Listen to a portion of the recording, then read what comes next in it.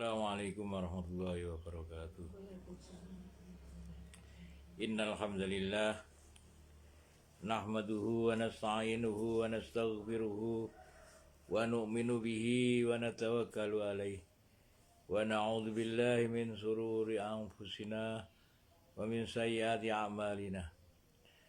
May yahdihillahu fala mudhillalah wa may yudlil fala hadiyalah. Asyhadu an la ilaha illallah wahdahu la syarika lah wa nasyhadu anna Muhammadan abduhu wa rasuluh. Allahumma salli wa sallim wa barik ala sayyidina Muhammad wa ala alihi wa ashabihi wa man tabi'ahum bi ihsanin ila yaumil qiyamah, amma ba'd. Faqad qala fi kitabihil karim, qalal mala'u min qaumihi inna lanaraka fi dhalalim mubin. Wa qala an-nabiyuna sallallahu alaihi wasallam, idza azamat ummatid dunya nuzi'at minha haibatul Islam. Wa idza tarakatil amru bil ma'ruf wan nahyi 'anil munkar khurimat barakatil wahyi. Wa idza tasabat ummati saqatat min ainillah. Shadaqallahul azim wa sadaqar rasulihil karim wa nahnu ala dzalika minasyahidin wasyakirin walhamdulillahi rabbil alamin. Hadratul muhtaramin, sama-sama kita bersyukur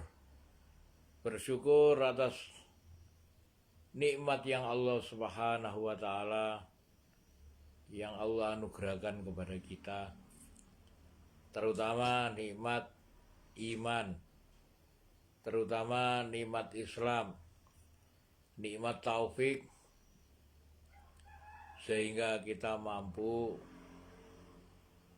sedikit demi sedikit mengenal tentang bagaimana keajaiban Islam. Alhamdulillah.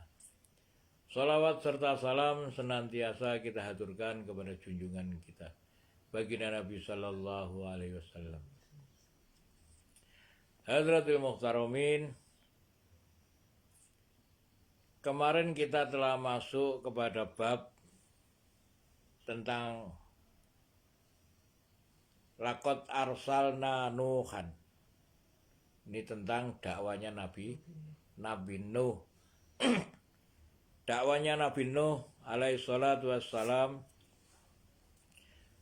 Laqad arsalna Nuhan ila qaumihi faqala ya qaumi ibudullahi ya qaumi ibudullaha ma lakum min ilahin ghairahu inni akhafu alaikum adzaba yaumin azim. Sungguh kami mengutus Nabi Nuh kepada kaumnya. Kemudian Nabi Nuh menyeru, wahai kaumku, sembahlah Allah. Tidaklah ada bagi kalian min ilahin, ilah selain darinya, ghairahu. Sesungguhnya aku khawatir atas kalian atas azab siksa pada hari yang besar. Sudah kita bahas kemarin.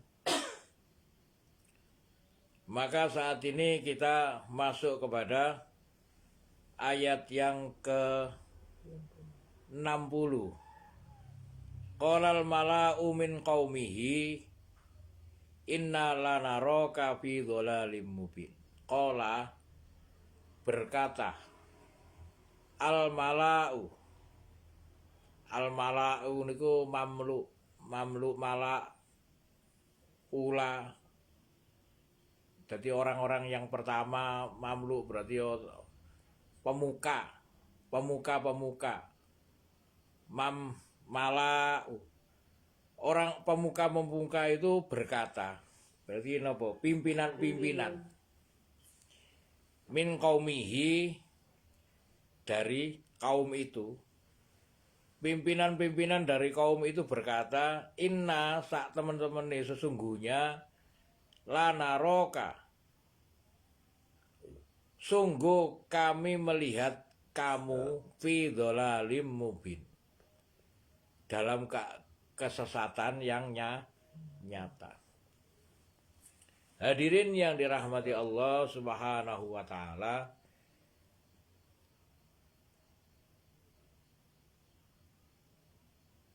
monggo saat ini kita ini memperdalam apa yang kemarin telah kita bahas, bahwa sesungguhnya manusia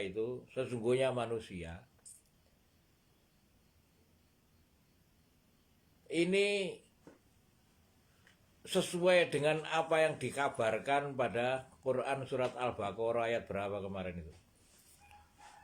Wa id qala rabbuka lil malaikati inni ja'ilun fil ardi khalifah. Dan ingatlah ketika Allah Subhanahu wa taala berfirman kepada para malaikat, sesungguhnya aku akan menjadikan di muka bumi ini khalifah.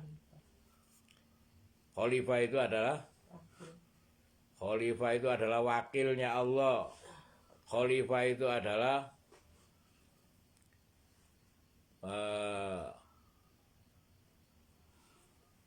amir, pemimpin di muka bumi. Maka para malaikat itu berkata, para malaikat yang telah diberitahu oleh Allah itu bertanya kepada Allah, wa id qala rabbuka lil malaikati inni ja'ilun fil ardi khalifah. Qalu, maka para malaikat itu bertanya, ada ja'alu fiha may yufsidu fiha wa yasfikud dima.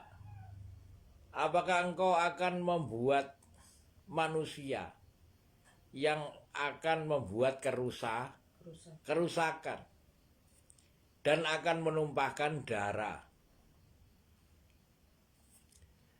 Artinya telah dimaklumi oleh para malaikat bahwa manusia ini sifatnya merusak. Maka ketika manusia ini merusak, sudah pernah kita bahas tentang bagaimana manusia ini diciptakan oleh Allah dari tanah. Dan telah kita maklumi apabila tanah tadi itu kita biarkan. Kita mempunyai tanah umpamanya 1 hektar. 1 hektar tanah. Kemudian kita biarkan tanah tadi ini tidak kita fungsikan, tidak kita tanami, tidak kita buat bangunan, dan tidak kita ganti apa-apa. No. Bagaimana? Nah, dalam seminggu, sebulan, setahun, kira-kira 1 bulan setelah kita beli tanah tadi itu, bagaimana? Setelah 1 bulan kita datangi, ada perubahan apa enggak? Tanah tadi yang telah kita beli tidak kita tanami, tidak kita jadikan tidak kita buat bangunan. Dalam 1 bulan kira-kira ada perubahan? Ada perubahan. Perubahannya apa? Akan muncul semak belukar. Akan muncul tanaman-tanaman baru yang tidak pernah kita kehendaki. Muncul rumput, muncul alang-alang, muncul tanaman-tanaman yang napa jenenge sing ana durinya itu, berduri, bermacam-macam. Maka ketika kita biarkan sampai 1 tahun, maka kita mungkin sudah tidak bisa masuk ke dalam tanah tadi yang sudah kita beli. Kenapa? Karena rumputnya sudah setinggi manusia. Apabila kita paksakan diri kita masuk, itu membahayakan. Jangan-jangan ada ular, jangan-jangan ada kalajengking, lipan, bermacam-macam hewan-hewan yang akan menyakiti kita. Nah, itu sifat dari tanah itu seperti itu. Hadratil Muhtaramin, begitu juga ketika di zaman Nabi Nuh alaihi salatu wassalam, sebelum Nabi Nuh ini diutus oleh Allah Subhanahu wa taala, manusia ini dalam keadaan sesat. Napa sesate? Nah, dalam diri manusia ini ada tumbuh sifat. Sifatnya menungso niku ada sifat ketuhanan, itu ada.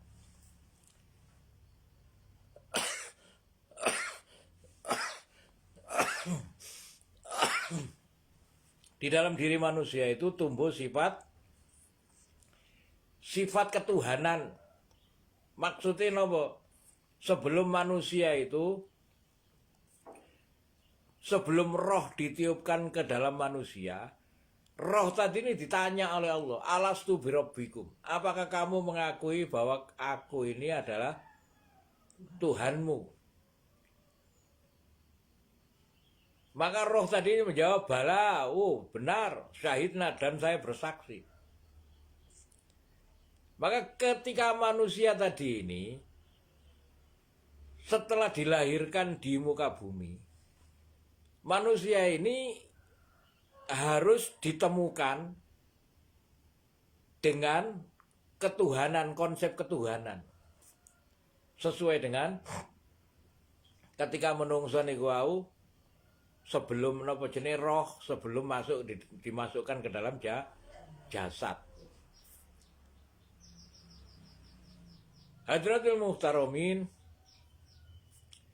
maka ketika manusia ini tidak mendapatkan pelajaran atau tidak mendapatkan keajaiban dari agama, maka muncul sebagaimana tanaman-tanaman liar. Tanaman-tanaman liar. Nah, tanaman-tanaman liar ini yang menjadikan manusia tadi ini mempunyai pola-pola sakarepe dhewe. Bukan saja di zaman Nabi Nuh, bahkan zaman akhir yang seperti sekarang ini, agama yang sudah disempurnakan, al yauma akmaltu lakum dinakum wa atmamtu alaikum nikmati wa raditu lakumul islam madina. Al yauma akmaltu lakum dinakum wa atmamtu alaikum nikmati. Pada hari ini telah aku sempurnakan bagimu agamamu dan telah aku ridhoi bahwa agama Islam ini akan menjadi agamamu. Maka Islam yang dijadikan agama yang sempurna oleh Allah untuk dipeluk oleh manusia, dipeluk oleh umat Nabi Muhammad. Ketika manusia ini tidak menjadikan agama tadi ini sebagai rujukan hidup, tidak menjadikan agama Islam ini sebagai panutan, sebagai pegangan, maka manusia ini dari sifat ketuhanan niku wau, mereka akan mencari-cari, akan tumbuh sifat pencarian, ya. Pencarian nopo? Awal-awali pertama menungso niku wau nalika diuji kali Allah. Masad humul baksa iwadoro, ketika diuji dengan kesusahan, kemalangan, mereka niki mencari pangeran, mencari Tuhan. Duh Gusti, lek jaman biyen niku napa jenenge? Lek wong Jawa ya. Wong Jawa, duh Gusti. Tapi goleki Gusti ku sing ndi? Goleki mencari. Akan mencari.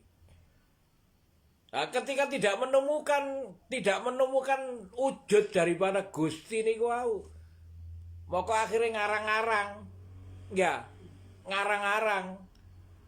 Saketoke ana wringin sing rada anu apa dik kene nggene Gusti. Ana nggene napa jenenge iku lek ngarani watu sing gedhe merono banyune, metu banyune, oh ono dik kene nggene Gusti. Lah niki dalam keadaan pencarian ini namanya. Makanya yang dikatakan dakwah itu wajib. Dakwah itu wajib. Kenapa dakwah itu wajib? Innal insana lafi khusrin. Sesungguhnya manusia ini dalam keadaan rugi kecuali orang beriman. Orang beriman dalam keadaan rugi kecuali orang beriman dan beramal soleh. Orang beriman dan beramal soleh ini dalam keadaan rugi kecuali orang beriman dan beramal soleh kemudian ajak-ajak watawas saubil hak, mengajak kepada kebenaran, watawa sobis sober, kemudian mengajak kepada yang hal-hal yang kesabaran. Kenapa? Karena di dalam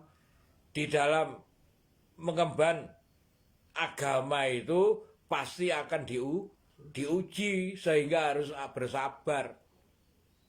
Itu apabila tidak ada yang dakwah, apabila tidak ada orang yang mengajak, maka manusia tadi ini semakin hari semakin lama semakin semakin bertambah rusak, bertambah sesat. Nah, ketika kesesatan satu orang ketemu sama-sama orang yang mencari sing gurung ketemu ketuhanan nih, sama-sama ketemu siji, ketemu loro ketemu telu, ketemu papat, ketemu semakin hari semakin banyak, akhirnya menjadi kaum, menjadi komunitas. Bagaimana kaum komunitas tadi itu yang berprasangka bahwa dirinya itu mendapat petunjuk. Kenapa? Karena setiap diri tadi itu merasa, oh dek wringin, dek wit gede kene iki kabeh merasa ono pangerane. Dik watu sing ana iki, oh iki ana. Dengan adanya napa? Dengan adanya zon prasangka yang mereka bentuk sendiri, mereka mencari ketuhanan, membentuk perilaku ibadah sing digawe dhewe. Akhire ibadahe ngene kok perkara golek seneng, golek sak ketemune. Begitu juga ketika zaman Nabi Nuh. Sebelum Nabi Nuh diutus, itu Nabi Adam, Nabi Syed, Nabi Idris. Nah, setelah Nabi Idris ke zaman Nabi Nuh, wallahu alam itu berapa tahun? Kami tidak pernah menerima berita dari guru-guru kami, dari ulama-ulama, belum pernah menceritakan berapa tahun masa yang terjadi di zaman Nabi Idris kepada Nabi Nuh. Sehingga manusia pada waktu itu sudah jauh tersesat. Nah, ketika tersesat, Maka Allah Subhanahu wa taala kirim Nabi Nuh tadi itu, laqad arsalna Nuhan ila qaumihi faqala ya qaumi ubudullah ma lakum min ilahin ghairahu. Inni akhafu alaikum azaba yaumin azim. Kalau menurut ayat ini artinya Nabi Nuh itu melihat kaum itu, mereka itu menyembah selain Allah. Kenapa? Buktinya apa? Buktinya Nabi Nuh tadi itu mengatakan kepada kaumnya, ya qaumi, wahai kaumku, ubudullah, sembahlah Allah, nyembah Allah, ibadah kepada Allah, bukan kepada itu sing karang-karang sendiri ini. Malakum min ilahin ghairahu. Maka tidak ada ilah itu selain Allah. Jadi jangan membuat-buat ibadah tadi ini.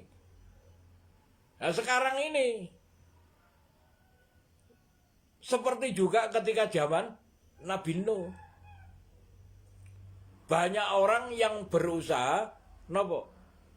Mereka mengetahui agama saat ini yang paling nopo, agama besar Islam. Oh, Islam agama besar. Tetapi umat Islam ini tidak mencari hidayah, tidak mencari petunjuk dari al-huda, hudal linnas, petunjuk untuk manusia ini nopo? Al-Quran. Mereka mempunyai Al-Quran banyak. Setiap orang mempunyai Al-Quran. Masa wong Islam gak duwe Al-Quran? Saya punya Al-Quran. Berapa surat yang sampean hafalkan? Al-Fatihah saya hafal. Al-Fatihah saya hafal. Bahkan ada orang yang tidak hafal Al-Fatihah, itu ada. Sama Islam. Coba baca Al-Fatihah. Wah, belum hafal saya. Padahal Al-Quran itu ada 6.666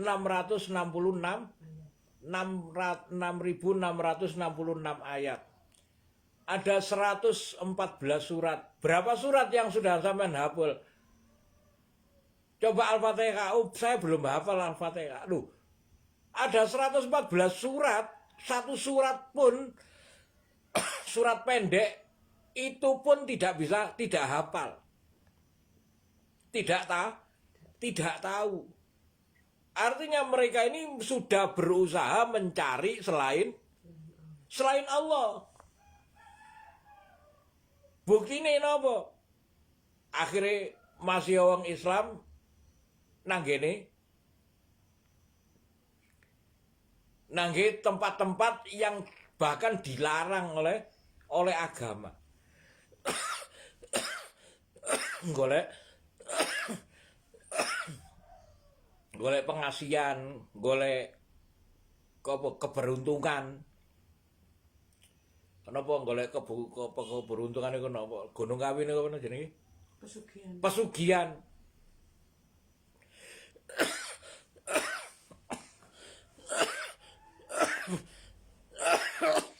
mencari selain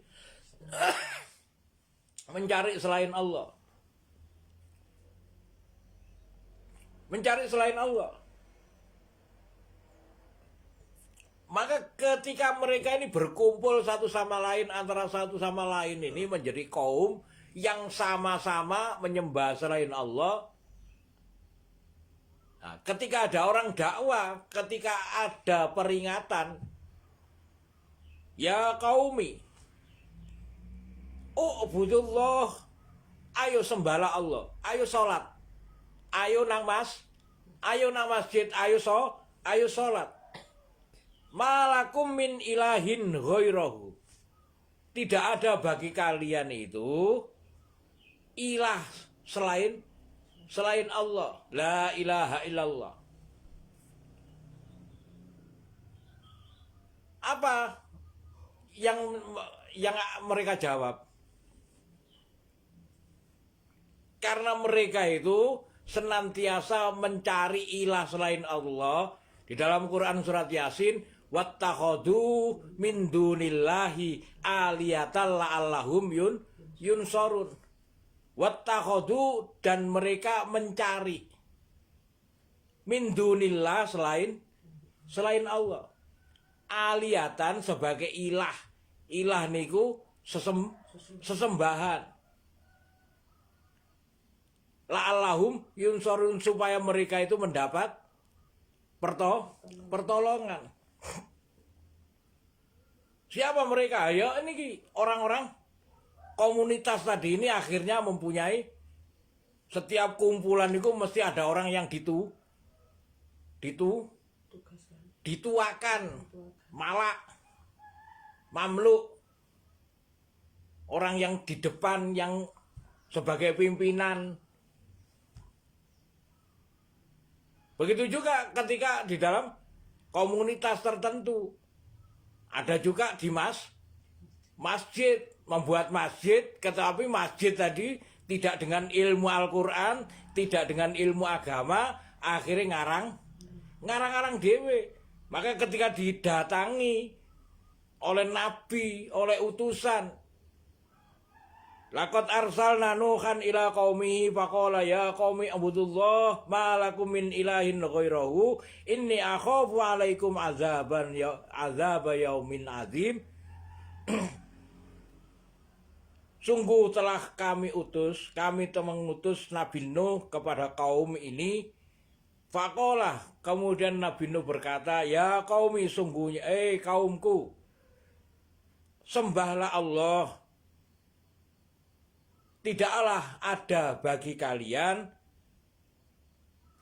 selain Allah niku ilah.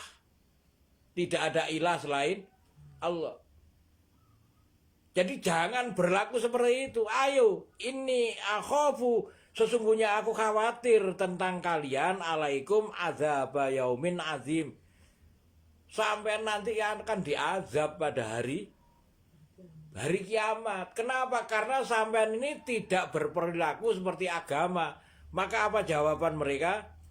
Qalal mala'u min qaumihi. Maka berkatalah para pemuka-pemuka mereka, inna, sesungguhnya kami, lanaroka, melihat kalian ini fi dhalalim mubin. Wah, iki golongan sesat iki. Iki jamaah endi sampean niku kok? Jamaah endi sampean niku? Kok sampean iki jamaah sesat? Ojo melo-melo, jamaah tabligh iku sesat. Jamaah tabligh sesat. Ada orang yang begini, oh iku jamaah sesat, iki kabeh disesatkan, sedangkan dirinya sendiri tidak mau belajar. Semua yang mereka anggap koncone, teman yang seperjuangan, teman yang sama-sama mencari, tetapi mereka tidak mencari kebenaran. Sing digoleki niku sing senengi. Apalagi dalaman sekarang. Golek tinggene napa niki? HP. Golek tinggene HP, akhirnya gawe perbandingan. Wow, sampean niku sapa? Siapa kamu itu? Wow, di kono ana ustaz iki Abdus Somad, terus ustaz sama meneh. Sapa jenenge iku? Adi Hidayat. Oh, iku klasifikasine ustaz saanu. Maka ketika sampean itu ketika kita itu membandingkan apa gambaran daripada apa yang sampean gambarkan itu sesuai dengan apa yang disabdakan oleh Rasulullah Sallallahu Alaihi Wasallam. Jadi untuk mengetahui seseorang kamu harus berkumpul minimal tiga hari. Wong sampean nggak tahu kumpul ambek Ustad Abdul Somad, Ustad Adi Hidayat, Ustad apalagi sing Ustad sing senengane nyalano kancane. Gak tahu kumpul. Lah dari mana sampean tahu mereka atau mereka tahu tentang sampean? Dari mana mereka tahu kesalahan kita? Tidak ada yang pernah tahu kesalahan kita kecuali orang-orang yang berilmu di sekitar kita, yang mengetahui tentang diri kita dengan berkaca kepada ilmu. Makanya ketika ada orang datang, orang-orang yang diutus oleh Allah Subhanahu wa taala, wadrib lahum masalan ashabal qaryah idza ja'ahal mursalun, buatlah satu perumpamaan tentang penduduk satu desa.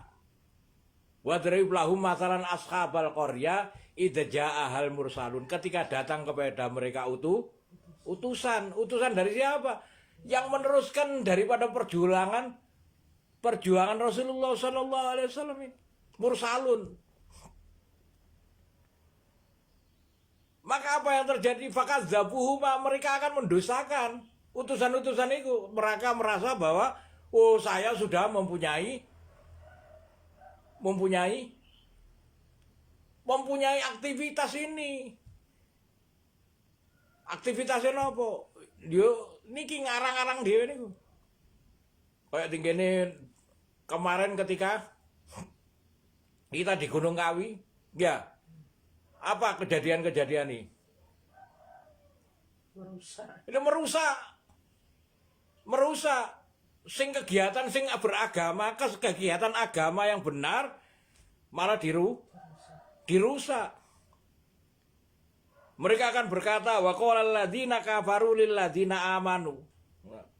Mereka mempunyai sifat sing sombong di dalam Quran surat Al-Ahqaf. Surat Al-Ahqaf ayat pinten? Ayat 9 atau mungkin 10 atau 11. Wa qala alladziina kafaru lil ladziina amanu. Dan berkatalah orang-orang yang kafir, orang-orang yang ingkar kepada orang-orang yang beriman, lau kana khairon, andai kata Al-Qur'an itu baik, andai kata agama yang zaman baik, masa bakuna ilaihi, maka sabakun, kami akan mengawali atasnya. Masa bakuna ilaihi, tidaklah sepantasnya kami itu sudah mengetahui tentang ini. Wa idlam yahtadu bihi, dan apabila mereka tidak mendapatkan petunjuk tentangnya, fasayaquluna lahada ifkun qadim. Apabila mereka tidak mengetahui tentang ilmune Al-Qur'an, ilmune agama sing bener itu, mereka akan mengatakan haza, ini masalah ifkun qadim. Napa? Ifkun niku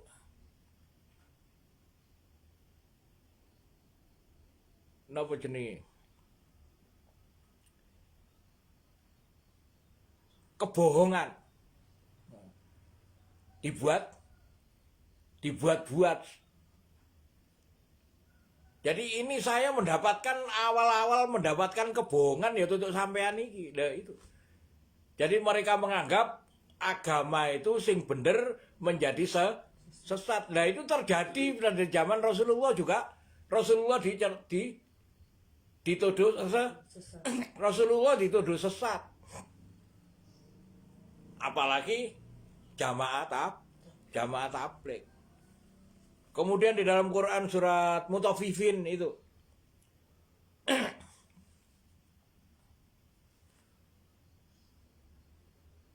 Wa idza ra'awhum qalu inna haula'i ladhallun. Dan apabila mereka itu melihat orang-orang yang beriman, mereka itu mengatakan inna haula'i ladhallun. Saya melihat orang-orang sesat ini.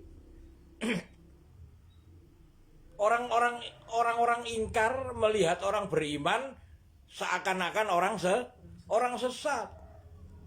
Kenapa kok dikatakan orang sesat? Karena gak sesuai ambek karepe.